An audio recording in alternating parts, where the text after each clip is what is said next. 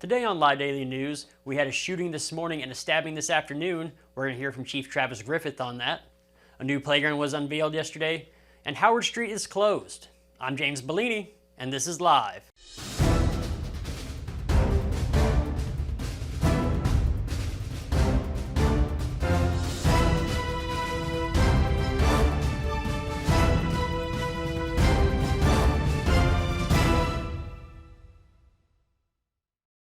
We'll get to the news in a minute, but first, the ArcLight Bar and Grill is San Angelo's finest new sports bar. Catch all of the collegiate and pro action on the largest video board with 13 other flat screens so you can keep up with the latest scores and updates for your favorite team and your fantasy team.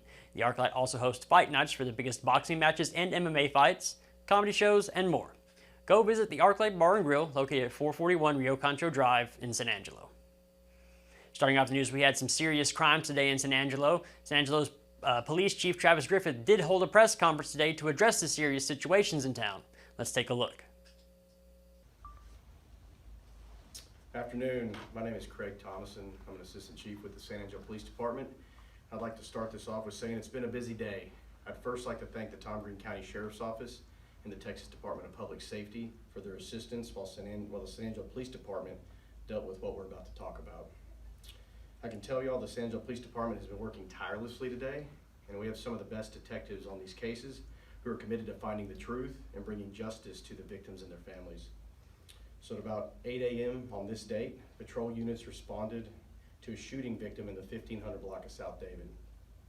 Upon arrival, officers located a male subject with multiple gunshot wounds. The victim was transported to Shannon Emergency Room by the San Angelo Fire Department, where he succumbed to those wounds. This is an ongoing and very active investigation, and there is no more information that can be released at this time. And then at about 1 p.m. on this date, patrol units were dispatched to stabbing victims at McDonald's located at 520 North Bryant. At this time, it appears a fight amongst juveniles and young adults resulted in a suspect stabbing two individuals. One 17-year-old victim and one 16-year-old victim were transported to Shannon ER by the fire department. The adult victim is considered in serious condition, and the juvenile is considered stable at this time. About an hour and a half ago, the San Angelo Police Department took into custody a 16-year-old juvenile for that particular incident. In regard to both of these investigations, there is no evidence supporting any danger to the public. It can also be noted that there is zero evidence leading us to believe that these two investigations are related to one another. Due to both of these investigations being very active and fluid, we're not taking any questions today. If any pertinent information arises, a subsequent press release will be done by our Public Information Office. If you have any information related to the homicide on South David, please contact Detective Russell at 325-659-8012. If you have any information related to the stabbings at McDonald's, please contact Detective Barker at 325-657-4473. And also, anonymous reporting can be made to Crime Stoppers at 325-658-4357.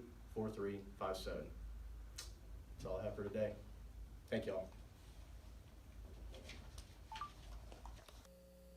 Thank you, Chief Griffith, and we'll keep these stories updated as more information becomes available.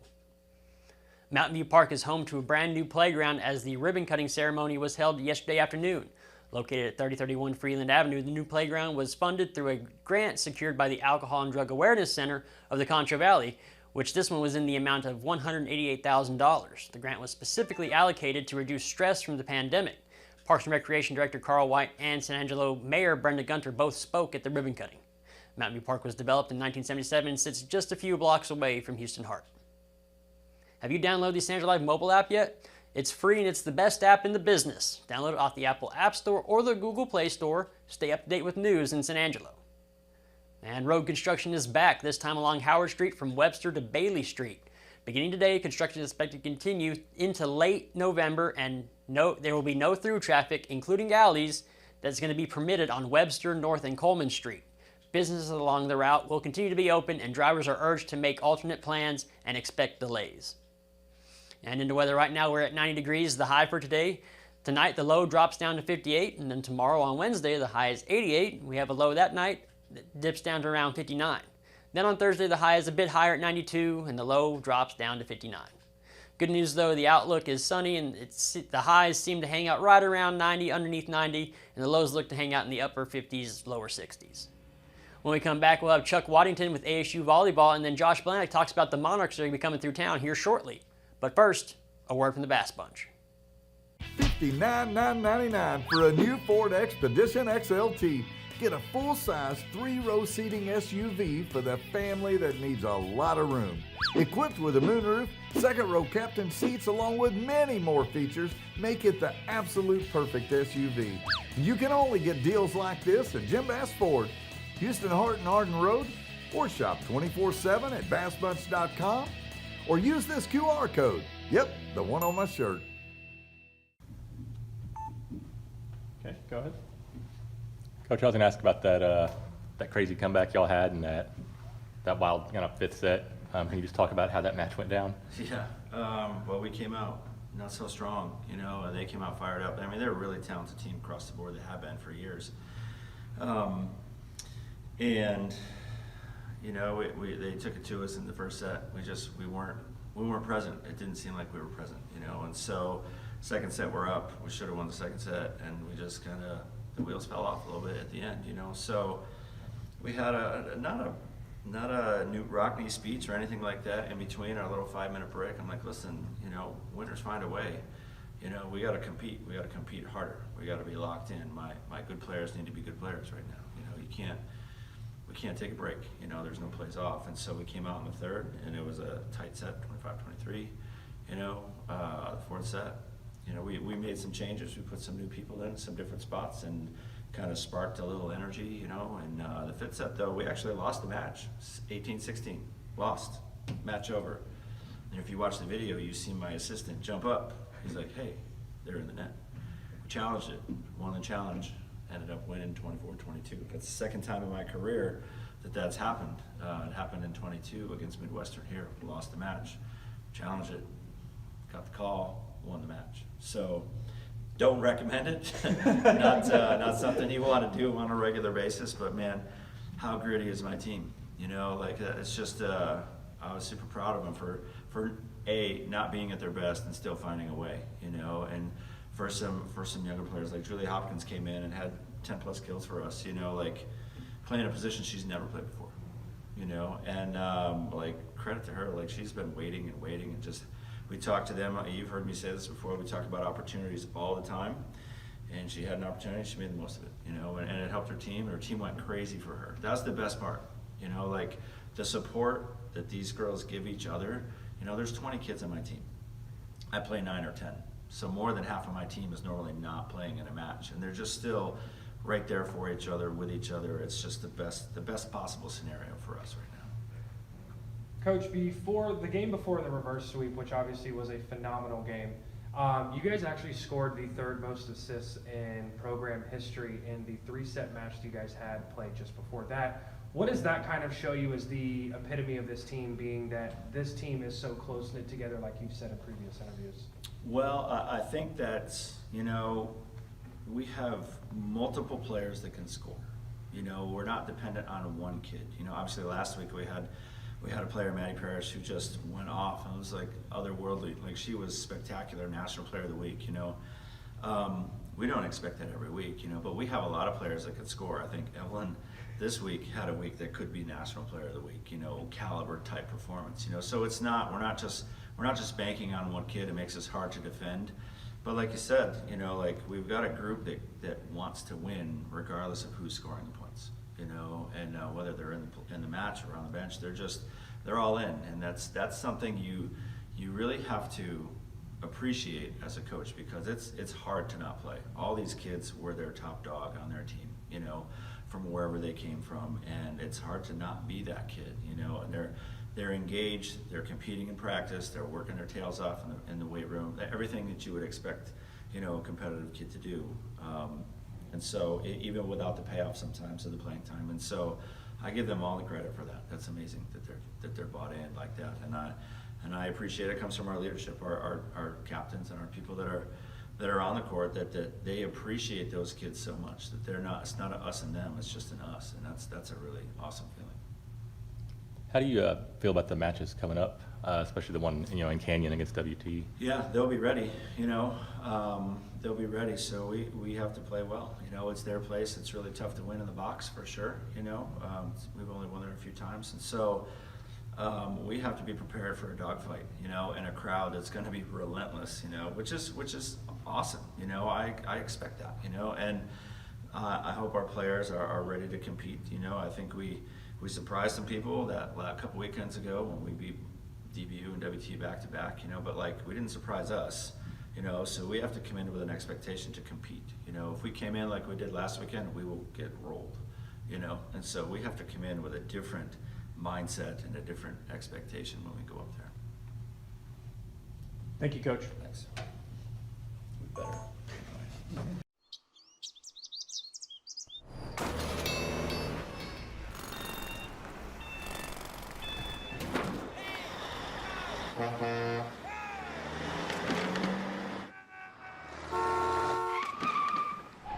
It's hard to believe how reckless some people can be and how hard they fight against real victims. You need a partner who consistently beats the giants and who will never, ever flinch. Welcome back, everybody. I'm James Blaine here with special guest Josh Blanick. Yes, sir. How are we doing today? Oh, doing great. It's a beautiful morning today. It has been nice in the mornings Yes. here recently. Yeah, it still warms up in the afternoons, but reminds you of, Texas. reminds you of summer, but the mornings remind you of fall. Yes, So, sir. Yeah. Last week, though, everybody was asking about all these butterflies Yes. that have, I guess, started just coming out. Yeah. We had a lot of phone calls on them. A lot of people were asking what they were, and so they were the American snout butterfly. And so if you're lucky enough to catch one or whatever and look at it, they have a elongated mouthpiece. It kind of looks like a snout, kind of like an elephant or almost like an anteater. Right. And so they had come out in a huge flight that we're not used to here in West Texas.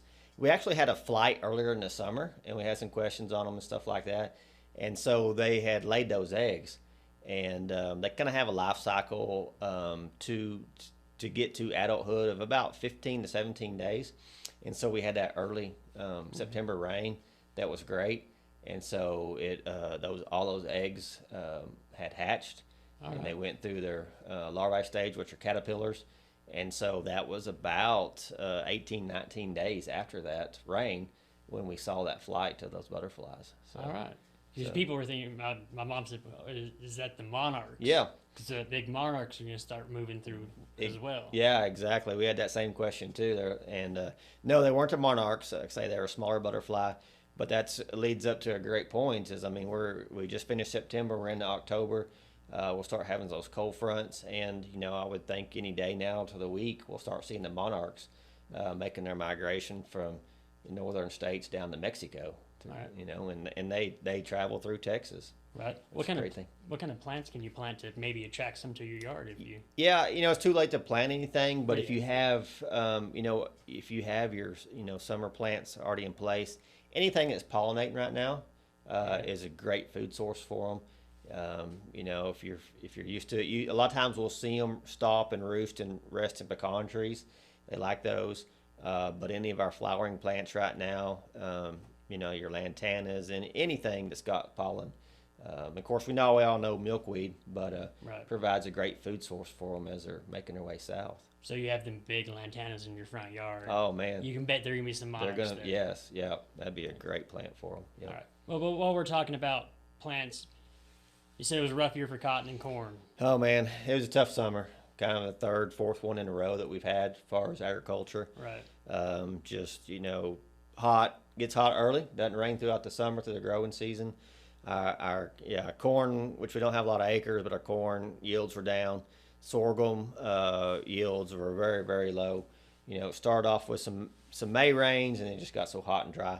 Cotton got off to a good start. We felt pretty good about it, but we didn't get those timely July rains or August rains. And if you're driving around right now, it looks pretty good after that September rain, but there's no cotton on the plant. No bolls were formed, and it's too late. A lot of people ask whether that September rain helped our crops, and no, cotton's a summer plant. Anything, it starts with a bloom, like most plants, and it forms the boll. And if we don't have those blooms in August, it's not enough growing season left to make any harvestable cotton out of it. All right. So, but it was, the rain was a blessing. We had to have some moisture in place. We're approaching, winter wheat planting, and so they're going to be planting that wheat. So at least we have some ground moisture there to plant into. And in our pastures, we're just, they were looked like, parking lots. We just didn't have any grass after the heat and everything. And so we're growing some grass now with these 90-degree days. We'll be able to get some roots in the ground, hold the soil down. A lot of those grasses hopefully will go to seed and produce some seed and have some cover going into the winter. We're definitely not out of the woods. We need another rain now before days get shorter. Right. And of course some rains through the winter. But again, we're in a lot better shape than we have been.